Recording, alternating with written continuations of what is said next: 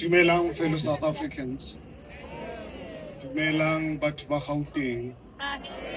Dumelang actioners. I hope you can bear with me. I have a prepared speech, but listening to our fellow South Africans' life that they went through, I've decided to deviate from that and actually speak from my heart.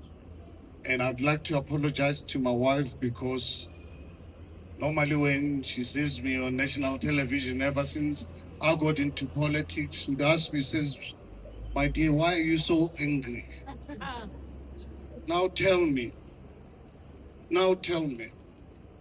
after listening to the stories and many more, thousands more, do you expect me to laugh about it? No. Do you expect me to be happy about it? No. I'm not in politics.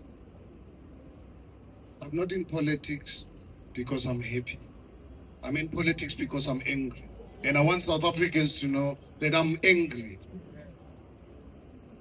Immensely angry. You know, the last few minutes listening to these stories, starting from the Lily mine, as you can see. Lily mine.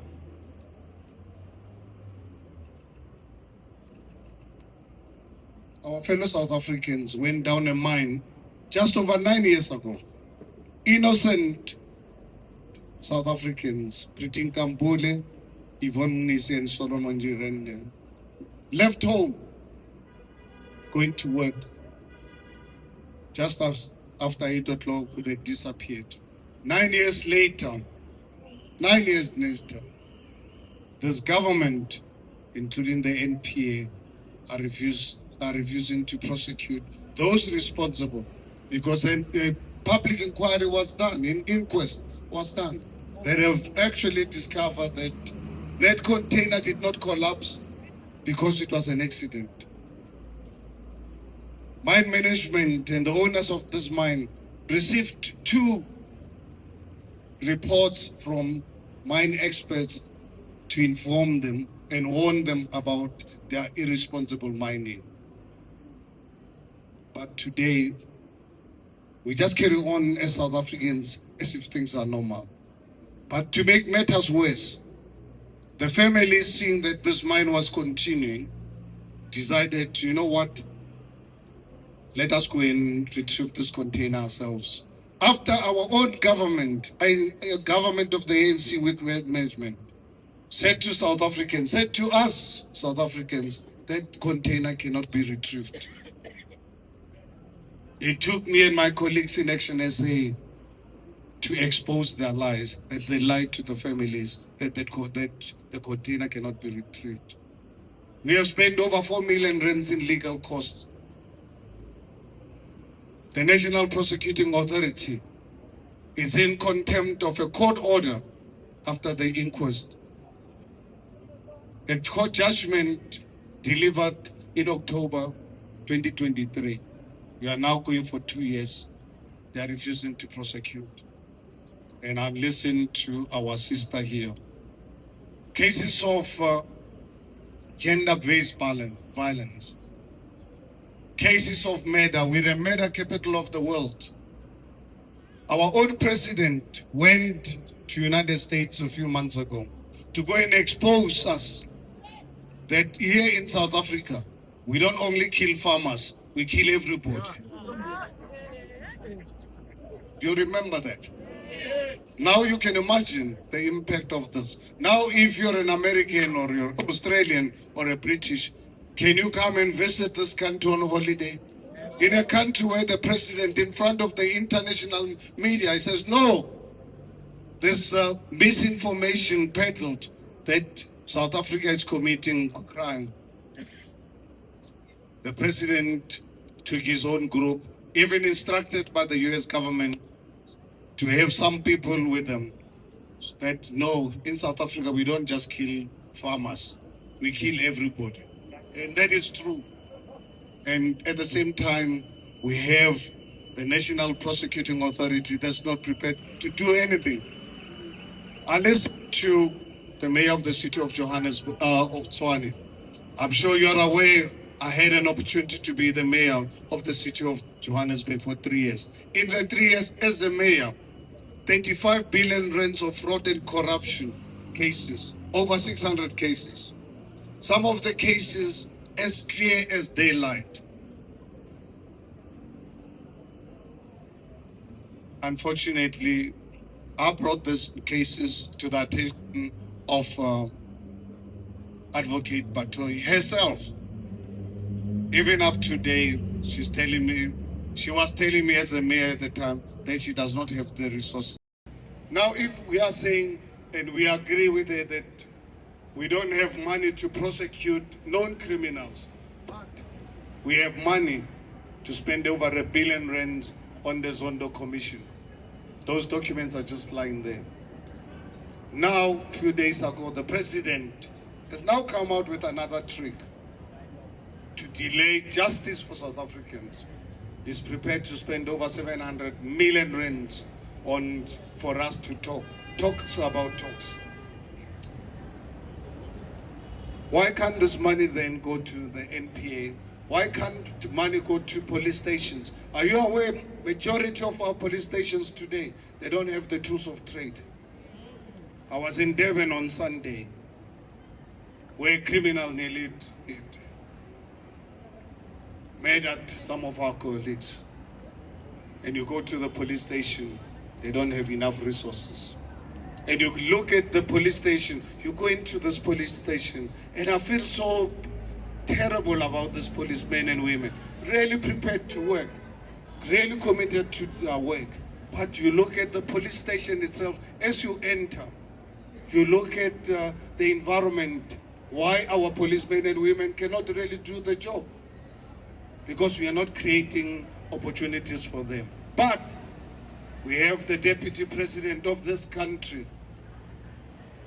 who can travel to Japan, spend 900,000 rands, 4 nights in a hotel. Honestly, it is unbelievable. I'm sure the Japanese must have taken advantage of this, because honestly, a hotel 4 nights, 900,000. Perhaps his bed was made of diamonds, gold.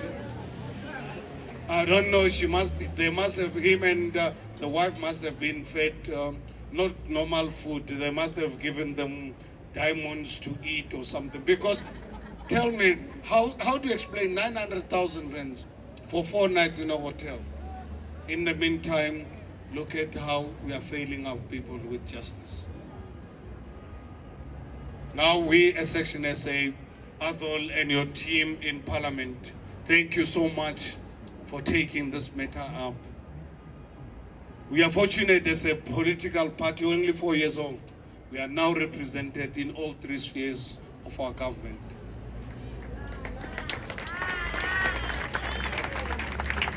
Our 6 members of Parliament, if you look at the performance of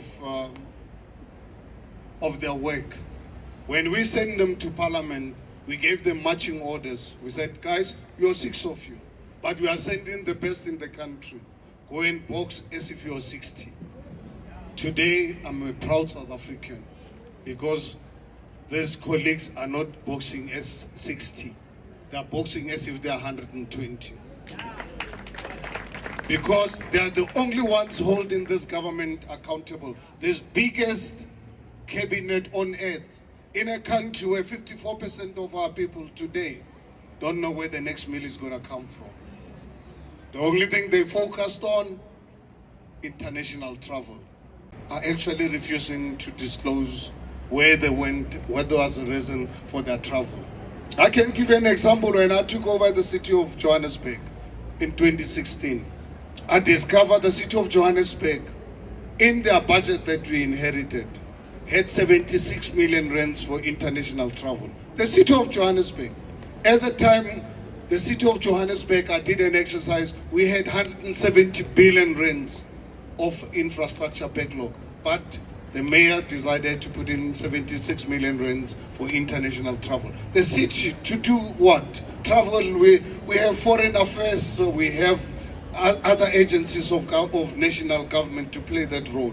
The city was collapsing, buildings taken over by international criminal syndicates. In the city managers, in the mayor's office, had 27 million rands of travel. Because obviously how the municipal system works, I had no authority to change this this budget. But what I did, I wasn't born yesterday. Now I was a Knoxman. Now I was a Knoxman. I can figure out, I was trained by my grandfather that life is not perfect. What you must do all the time, use your brains to navigate the challenges. So I had a challenge that I'm not going to allow the 76 million rands to be used. But at the same time, I must operate within the legal framework. What I did, I went to Trevor Fowler, then, who was the city manager. I said, city manager, I see we've got 76 million rands of international travel. I don't know what people are going to do. We've got massive infrastructure backlog in this city. What you do, I don't want to interfere with your work. Please, before you approve any international travel for this 76 million rands, please bring the file to my office so that I can see where these people are going to do and how they're going to represent the city and the residents of the city of Johannesburg. You know what? You know how much we spent at the end of the term? 3.6 million rands. From 76 million rands. And you know why we spent only 3.6 million? Because they were too scared to bring out reports to my office, because they had no justification whatsoever why they had to travel. The 27 million rands budgeted for the mayor to travel in the first year, never spent a cent. I had no business to go and travel to all over the world. When people live in squalor, people did not have toilets. But all this, fellow South Africans, it's as a result of the failure of our criminal justice system. The National Prosecuting Authority, it's an enemy of law-abiding South Africans. It's an enemy of our law-abiding citizens, and therefore appreciate what our members of parliament have done to say we are calling for an investigation in her performance, because she's really giving us more and more excuses, risking lives. Look at this young man's life. Ruined completely. Look at this young woman. How is she going to recover? The families of the Lily Mine and others, and millions of South Africans. So I just want to say to all South Africans out there who have been failed or have been failed by the system, that ActionSA is committed. We are going to fight for you. And I'm going to fight for you. We are going to fight for you as ActionSA, not laughing. We are going to fight for you being angry. There's a reason why we're angry. Because we cannot accept our country being taken over by criminal elements at the expense of law-abiding citizens. So thank you very much.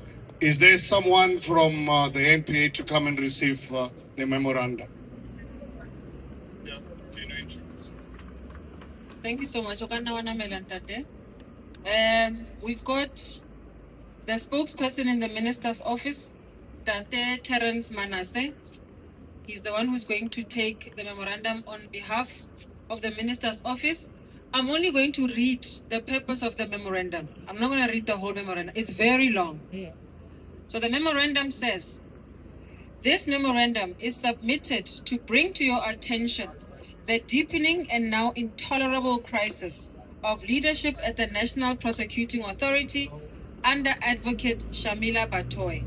After nearly 6 years at the helm, the National Director of Public Prosecutions has presided over a steady hollowing of South Africa's prosecutorial credibility. We therefore call upon the Minister of Justice, as the cabinet member responsible for justice and constitutional development, Memamuluko Gubai, to engage the President to exercise the powers afforded to him under Section 12 of the National Prosecution Authority Act, and to initiate the formal process for the removal of the NDPP due to her track record of failure. The failures of the NPA are not merely administrative, they are now existential. The institution's collapse has corroded the rule of law, emboldened criminal syndicates and corrupt elites, and denied justice to victims. In its current state, the NPA is not just failing its constitutional mandate, it is at times seemingly active in undermining it. And Tate Manasseh is going to sign his copy and sign our copy. Is he here? Oh, he's absolutely. So Tate Manasseh has requested to speak. You have the floor, Tate. Thank you, Program Director. Good morning, Tate Mashaba and your leadership collective. As indicated, my name is Terence Manasseh. I'm with the Office of the Minister. I'm her spokesperson. I would like to start by apologizing to Tate Mashaba on behalf of the Minister. As Tate Trolip indicated that the Minister is committed in a cabinet engagement that she could not come out of. She would have loved to be here in person. But I carry a message from her that upon receiving the letter from your office, that you will be coming to her office, she indicates that she did write back to your office requesting for a meeting so that the issues that are contained in the memorandum can be ironed out in a meeting setting. Not necessarily meaning that this engagement is not correct. You know you have the right to do this in a democratic state, but she's saying she did write. She wanted to put me to put that across, that she did write requesting for a meeting, but she did not receive any responses yet. Maybe that response is still coming. She's saying she's still prepared to engage with yourselves and your leadership collective in that meeting, and the nitty-gritties maybe can be discussed at a later stage. And the collective that you are leading here today can be updated in due course or outcome of that meeting. That's the message that I wanted that I carry from the Minister. And I'm definitely going to sign, and the memorandum will definitely receive the Minister's attention, and the issues will be dealt with accordingly. Thank you, sir. Okay, thank you very much. While President Mashaba and the NPA representatives are signing the document, I just want to put something on record. We did respond to the invitation to meet the Minister. She wanted to meet me last Tuesday in Cape Town. I was in the Eastern Cape. We wrote back to the Minister's office a number of times. The Minister's office phoned me this morning to say they will set up a meeting. So what has just been told here is not factually correct. We are prepared to meet the Minister anywhere, anytime, even virtually. But now that we've handed over the memorandum, we will be meeting with the Minister. And I also want to tell you one thing. How many of you are affected by gangsterism and drugs? Just put up your hand. We have a tendency in the NPA where they would rather prosecute a drug dealer for possession of drugs rather than dealing with drugs. You know why? Because it's easier to secure a conviction for possession. It doesn't come with a harsh sentence, it's not too controversial. So the prosecution rate goes up.